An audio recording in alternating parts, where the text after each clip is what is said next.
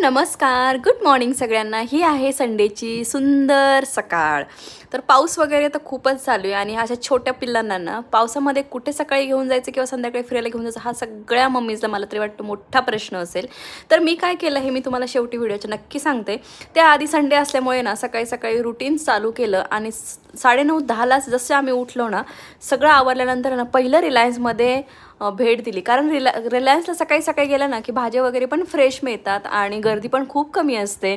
आणि गायत्री जस्ट उठली होती पण तिला यायचं होतं मोठ्या रिलायन्सला म्हणून तिलाही घेऊन आली आणि तिलाच सगळं बिलिंग वगैरे सगळं तिलाच करायला लावलं। कारण तिला ह्या गोष्टी इथं करायला खूप आवडतं, कारण गावाकडे अशा गोष्टी होत नाही कारण रिलायन्स वगैरे नसल्यामुळे ना भाजी वगैरे सगळं शेतातूनच असतं, म्हणून काहीतरी वेगळा अनुभव म्हणून तिला ही मजा येते हे सगळ्या गोष्टी करायला, म्हणून ती करत असते।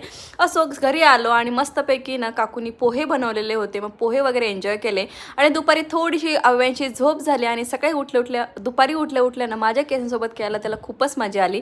मी त्याला मनसोक्त खेळू दिला आणि मीही त्याच्याशी थोडंसं एन्जॉय केलं, कारण त्याला जास्त वेळ नॅप द्यायची नाही हे डॉक्टरांनी सांगितलेलं, म्हणजे तो रात्री व्यवस्थित झोपेल। म्हणून 1-1.5 तासाची नॅप देते म्हणजे तो ना व्यवस्थित।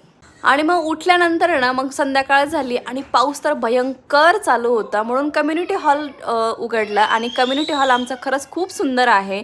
कम्युनिटी हॉलमध्ये खूप स्पेसियस जागा आहे, रूम्स वगैरे अवेलेबल आहे, जिथं की आमचे सगळे गणपतीचे कार्यक्रम होता तिथं मी आवेशला घेऊन आली। 6 वगैरे वाजले होते, आवेश मस्तपैकी बॉल वगैरे खेळत होता आणि आम्ही सगळ्यांनी फ्रेंडची पण वाट बघितली पण ती काय कारणास्तव येऊ शकली नाही, पण आवेशने तर मात्र खूप एन्जॉय केलं कारण एकच खेळणं घेऊन आले ते म्हणजे हा त्याचा फेवरेट बॉल।